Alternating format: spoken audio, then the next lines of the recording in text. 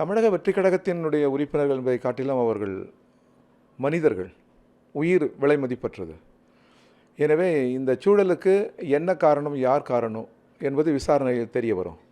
ஆனால் ஒரு அமைப்பின், ஒரு கட்சியின் தலைவர் என்கிற முறையில் ஒரு தார்மீக பொறுப்பொன்று ஏற்க வேண்டும் அல்லவா?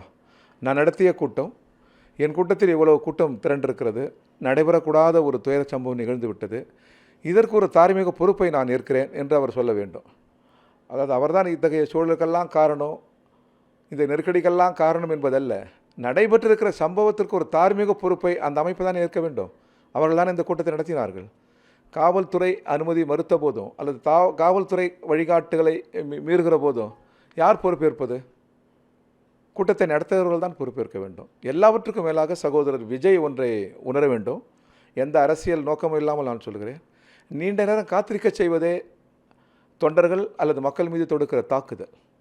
நீண்ட நேரம் காத்திருப்பது என்பது பல்வேறு விதமான சோர்வை உருவாக்குகிறது, பல்வேறு விதமான நெருக்கடியை உருவாக்குகிறது. அதுதான் இத்தகைய துயரச் சம்பவங்களுக்கு ஒரு ஆரம்ப நிலையாக அமைந்திருக்கிறது.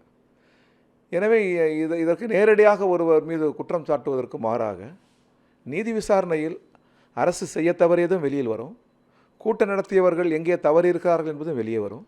எனவே தான் நீதியின்பால் ஒரு நம்பிக்கை கொண்டு முதல்வர் நீதி விசாரணை கொடுத்து உத்தரவிட்டிருக்கிறார். இதுவரை முதல்வர் தாவேகா தலைவரையோ அல்லது கூட்டம் நடத்தியவர்களையோ நேரடியாக எத்தகைய குற்றம் சாட்டையும் அவர் சொல்லவில்லை. அவர் தன் பணியை மேற்கொண்டிருக்கிறார். முதல்வர் அல்லது அரசு என்ன கடமை செய்ய வேண்டுமோ அந்த கடமை செய்திருக்கிறார். அதில் அவர் அரசியல் நடத்தவில்லை. ஆனால் இதில் அரசியல் செய்வது யார் என்பது தமிழக மக்களுக்கு நன்றாக தெரியும்.